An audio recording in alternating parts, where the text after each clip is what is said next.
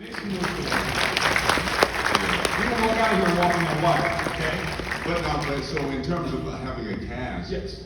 I've gone on shows where I'm feeling pretty confident, and we'll start rehearsing, and somebody will like, and I'm going, whoa, I need to go home and do my homework. You know what I mean? I don't not show up. I don't come to work and kind of go, well, you know, this is kind of cool. They're paying me this money, and no, I want to come on point.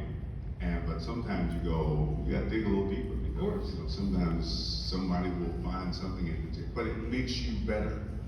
One of the things studios do that I never could understand, they would cast someone who wasn't very good, and then they didn't want anyone to, Challenge them at all? you know, steal the scene. And so they would cast down. They cast worse actors because they think the worse actor will make him look good. But it's the opposite. You need to force him to show up. Well, that's right. Is there anyone that you could name specifically that stands out to you as someone really bad? No. No.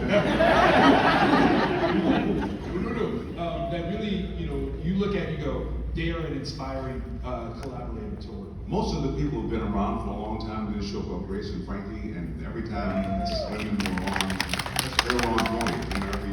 Every single time, the guys who are, and people who are good at what they do usually don't bitch and complain. They show up, they're the work. Of course. You know what I mean? It's, when I'm working with somebody and they got a problem with the cameraman, they got a problem with the lighting, it's usually an insecurity that they didn't do their homework. You know what I mean? You're looking for an excuse to sort of take the thing. But it's, most actors are they may, a lot of things they may not know, but they're there to learn, they're there to grow, and you can, the new cast of Ghostbusters, I'm amazed at those.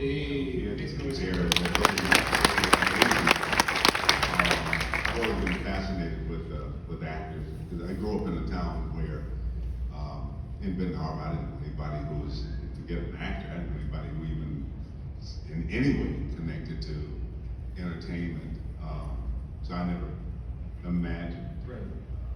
And I accidentally saw a play when I first went to Detroit. Just happened to be driving by a theater, and people were lined up, and I was kind of curious, so I asked what it was. I said it was a play. It was at the Detroit Repertory Theater. I think they're still there now. And I had an argument with my wife, so I didn't want to go home. So I got in line, and in this play, I think it was called Papa's Daughter or something. But the curtain came up, and the actors came out, and it was this play about a father, and his daughter disobeyed him, and she got pregnant, and he kicked her out, and he disowned her, and then it was all this drama, and then in the end, they made up, and they cried. And I sat there, and I cried. And it was over, and I'm still crying.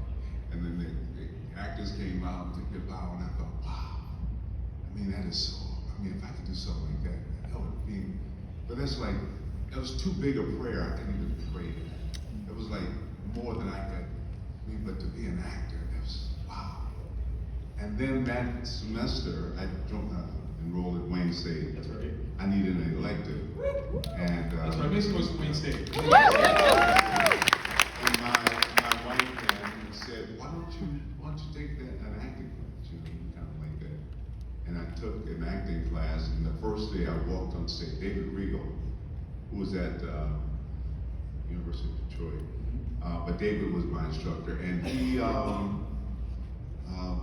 walked out on stage, and I just knew. I was at home, going, wow, this is,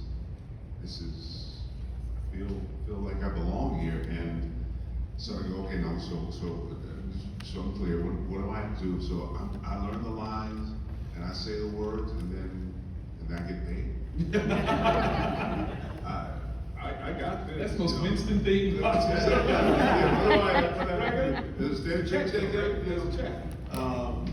But you also say a prayer. My prayer is if you bless me to do this thing, I will honor it. I will show up.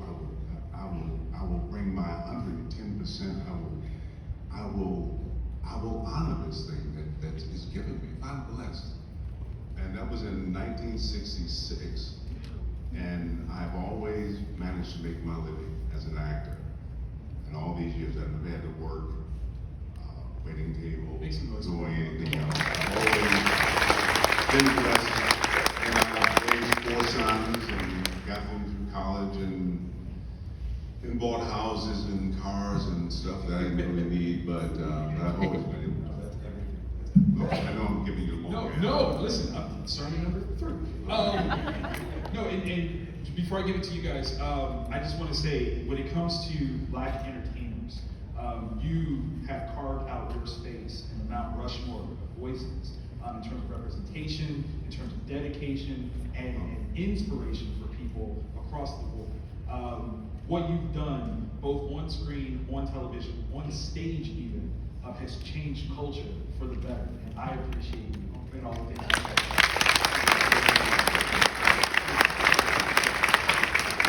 Hello, how are you doing? Hi, I love Ghostbusters. It's one of my favorite movies of all time, so this is just great that I get to ask you this question. I'll be short, but in Afterlife, it's revealed that Winston has become a businessman. Did they ever expand further into like what kind of business he owned, or? Well, it's an international company, and I'm not totally, the specifics. I just think he's, some global. When you get to that level of business, it's a lot of things, right? It's not secret. And Ghostbusters is part of one of those things that he just loves. It doesn't make money. In fact, it probably ends up costing him money. It's something that he's, not just that, but I think he's also, there are a lot of charity, community things that he supports. And but I would imagine Winston probably invented some thing intended for Ghostbusting that ended up cleaning toilets. And he patented it, and now it's made That's a right. fortune. And, You get rid of the ghost smell in the bathroom, and that's boom. yeah. But they haven't been. And sometimes when I get real specific, the studio comes up with something totally opposite to him. So. Thank you so much. Thank Well, you. thank you. Sorry. Of course. It's a good question, actually. Yes. Hello. Hello, pleasure to meet you. A show that you were actually on that my darling wife introduced me to was Once Upon a Time. And we were both very happy to see you pop up as Ursula's father. Yeah. How was it playing a more stern father figure as her father compared to other roles such as Winston? Well, I'm an actor, so my job is to do what, is to tell the story, basically. And I don't like certain things I don't like seeing necessarily, but it doesn't mean that, I'm not like everybody, so, Right. because I feel that way, doesn't mean the character feels that way, and he has to be a little bit more, it was, Poseidon, was a character, yeah. So I thought, what was the girl in the first Little Mermaid? Ariel? Ariel. Yes. Yeah. Yes. So I thought, wow, I'm gonna be Ariel's dad. Then they said, no, you're not Ariel's dad. You're the little octopus, the evil octopus. Ursula's dad. But anyway, it's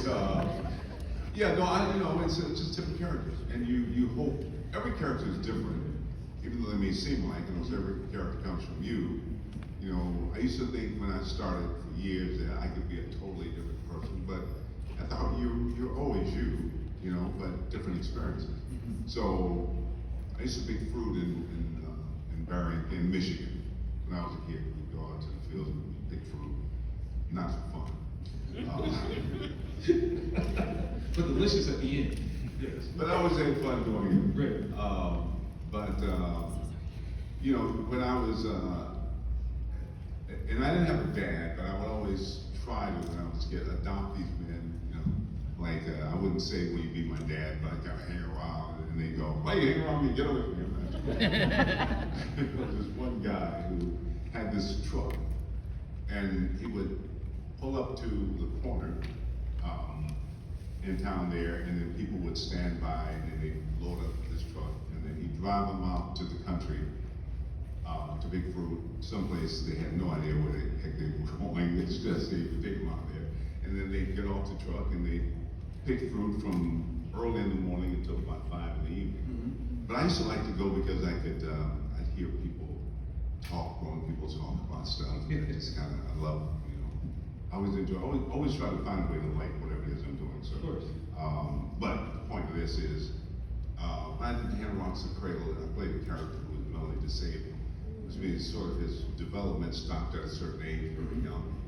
And this guy who I had sort of was hanging around with, who owned the truck, we were tying grapevines, and the owners of the farm, I think they were owners, but they were kind of making fun of me being young and not doing it quite right.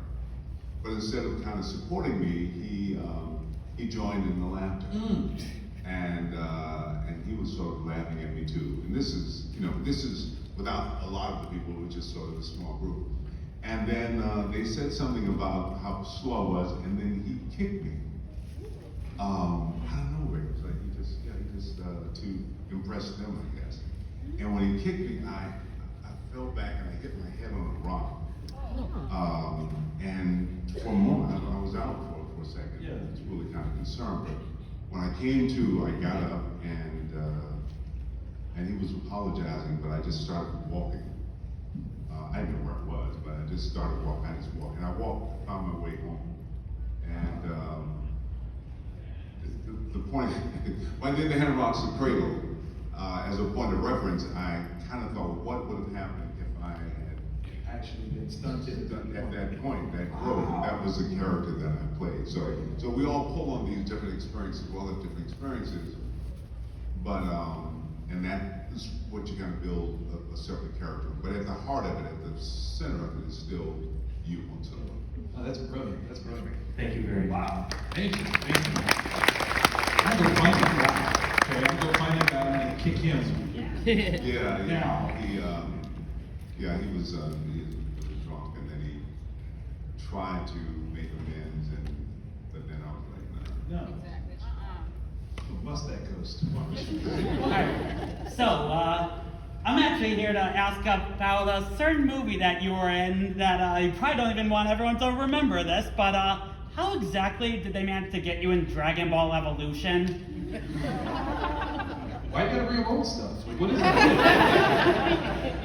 Well, Dragon Ball, of course, is a big franchise. Oh, in yeah, this love the world, series. so I wanted to be a part of that. Of course. And then I don't remember the movie because I don't know if I ever saw it, but. Fair. You're not Well, if really you've ever seen Dragon Ball Evolution, raise your hand. Tell him yourself. Wow. Well, the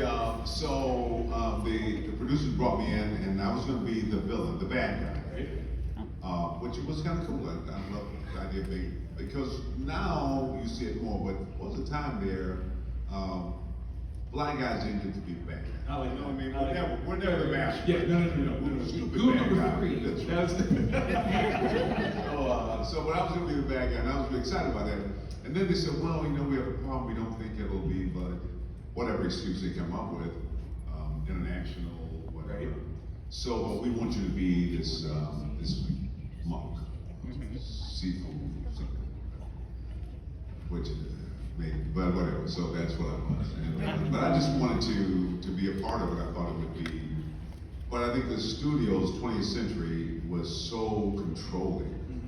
They just wouldn't let the filmmaker do. Sometimes they get in the way because you get these executives who think they know about art, and the people who should be making it, the directors or whatever, they don't allow them the freedom. So, Yeah. so Sorry, the it movie was a turned. mess. Sorry, the That's because the studios, I think, just Indeed. took too much control. So, Yeah, sorry, the movie turned out to be such a disaster. It is what it is. The check cleared though, right? Yep. The other check is, you just be part, and I try to be very monkish. There you go. Learning experience. Hello, friend. How we doing? Pretty good. The question is, there's a new trailer, The Crow, coming out. Yes. And Was you offered? No, were you? Well, am I? No. Yeah, I did the movie The Crow. That's right. Very, very. Yep. I met maybe about 6 years or so before we did the movie. He was a friend of Miguel Ferrar. I don't know if you guys know Miguel. Oh, yes. He's Oh, a wonderful actor. He's no longer with us, but we were shooting a television show called Broken Badges in Vancouver. This was back in the 80s. And so Brandon sort of was coming back from China doing a movie and just sort of hung out. I got to know him pretty well. And so when The Crow came up, and he wanted me to play that part of the detective. But I love Brandon. He was such a sweet guy. He really, really was. And just a really down-to-earth young man. And just, I had a way of being so inclusive, you know, with everybody. I mean, he'd have lunch with, you know, crew and cast and, you know, with anybody. And then when the accident happened and he actually died, that's, you know, the stuff we do, you want it to look dangerous, but nobody should get hurt. Right. And he lost his life, and they never really quite explained how it happened. At the end of the day, it happened.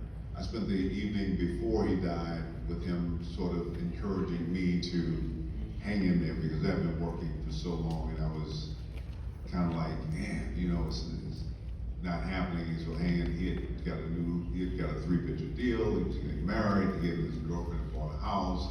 Life was good, and just hang in there, Ernie. I know, you know, it'll be good for you as well. And the next day, he was dead. And that joke they say, if you want to make God laugh, tell him your plans. Well. So Brandon was a crow, to answer the question, and that was it for me. They called me about one of the other movies they did, but I don't want to. James O'Barr, who created it, is a good friend, yes, and I'm happy for him. I hope it's successful for him and for the fans if it ends up being a good movie. But I won't be paying mine whatever to see it. So. Thank you. Thank you. Did you read the comic before you were hired for that role? No, well, once I was already cast, I didn't read it before. I understand Alfred wasn't even in the comic. Right. Yeah, so that, so they created it. Maybe Brandon had something to do with it as well. But, yeah, I think he would have been very proud of it. Absolutely. And that whole cast, you're talking about being cast, people who motivate you, and it was just a great group of people really coming together to make sense. Absolutely. Hello, friend. How we doing? Yes, hello. Now, in the second Ghostbusters film, you have the giant river of slime. Right. Well, is that an actual river of slime, or do you guys just jump into green screen and then be like hosed down for it over the next street? Right. Well, yeah, there's a whole crew. They get the river ready. They try to find an abandoned river someplace, and then they turn it into slime. And then when they get it to the right temperature, they have us sort of jump in it. I'm kidding. No. We were locked in too. No, it's well, you know, it's special effects mostly, but then you got to be covered in slime. So they have these buckets of, I guess it's food coloring or something. I'm not sure. Now I think they make it. The Ghostbusters guys know it's done. And then they have these big things and they pour it over you. And problem we had was we were shooting in New York off Battery Park, which just off the river there, and the wind would sort of tear through there. And we had a night shoot, and the temperature dropped down to 0. Oh, really? So we were to come out of the river of slime, you know, with that, we come out of that manhole. Well, the manhole is only about 4 feet deep, and me, Danny, and Harold had to crawl in the manhole, and then, which is nice and snug inside, you know? And then they would pour all this slime on top of us, inside this thing. So we cover this slime, and then we knock the thing off, and we come up out of it. But when you come up out of it, that cold air will hit you, and that slime freeze. It was like, Did you have to strip in that scene to get the? yeah, to kind of get this slime. No, it was the worst night of my life. And I know it'll sound like I'm making this up, but it's true. The next day we came after that awful night, and they didn't have heaters. I'm like, how do you not have heaters? I can see you not having a heater for me, but really, Bill Murray down there? Hey, you don't get a heater, they don't get no heater. Okay. So we get through that night and come back the next day, and there was a hair in the lens, and so we had to do most of it. Oh, no, you don't.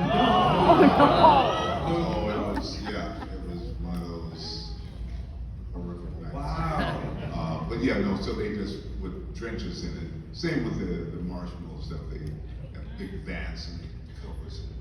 Well, not all of us. Bill wasn't having much of it, but, yeah. So it's Incredible. yeah, just meant to look good, look like. It did look great. Yes.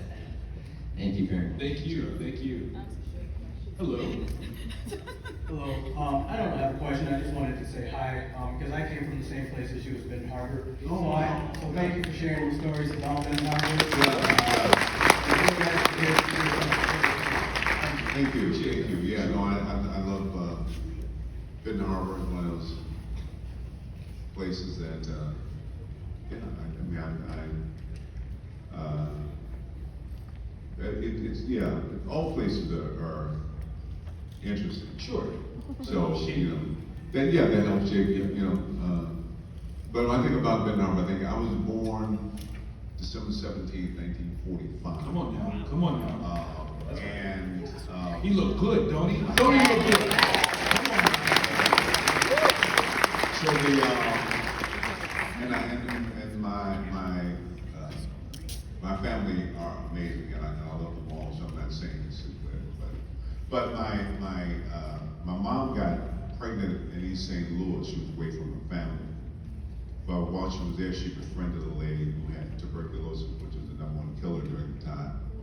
And so when she got really sick and she was pregnant, she came up north to be with her mother and her sisters. And so they were kind of living in this house. And then one Saturday morning, they realized they had to go downtown to pick up something. So they all left to go downtown. Of course, my mother was. Of course. And so when they got back to downtown, I was already born. And I'm like, really? Did everybody have to go downtown? Somebody should have stayed. No. But we're just going to go downtown and be right back.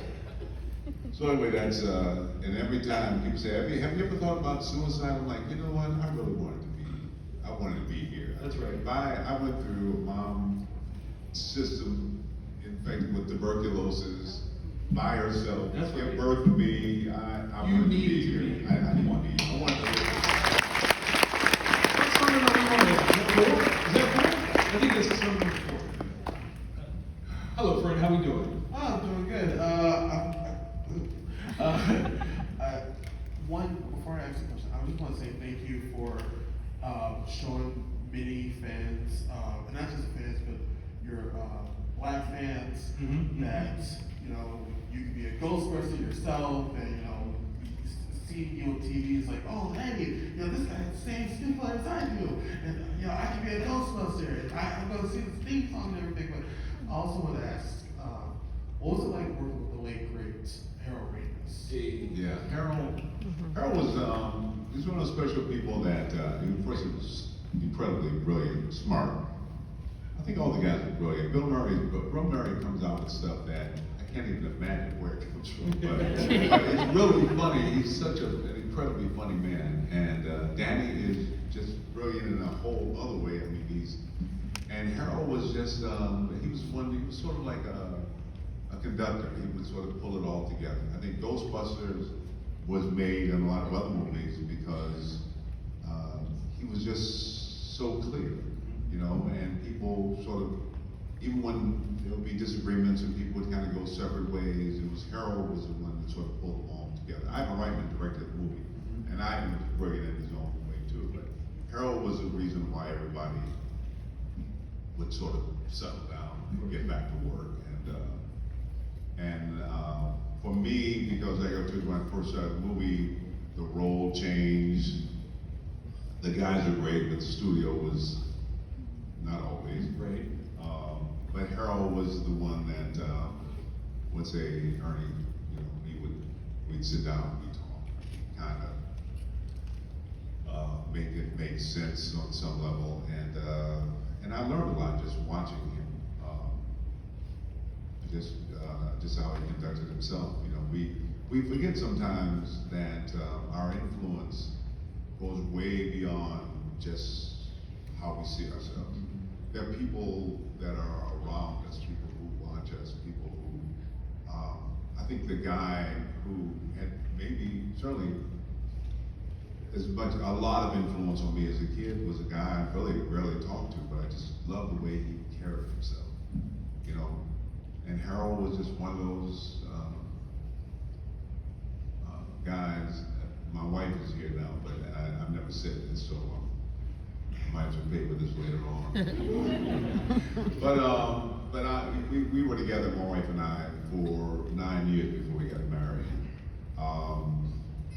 But Harold was in love with a lady who he really loved a lot, and but she didn't sort of reflect Hollywood the way a lot of my friends made choices, you know. Right.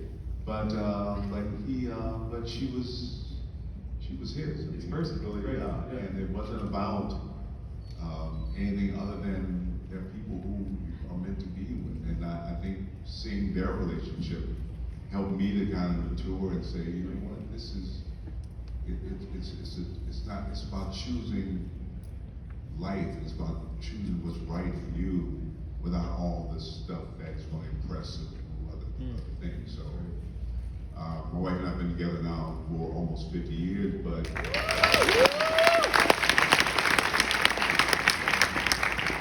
think I know I learned a lot just talking to Harold. You know, so he will always be very, very special to me.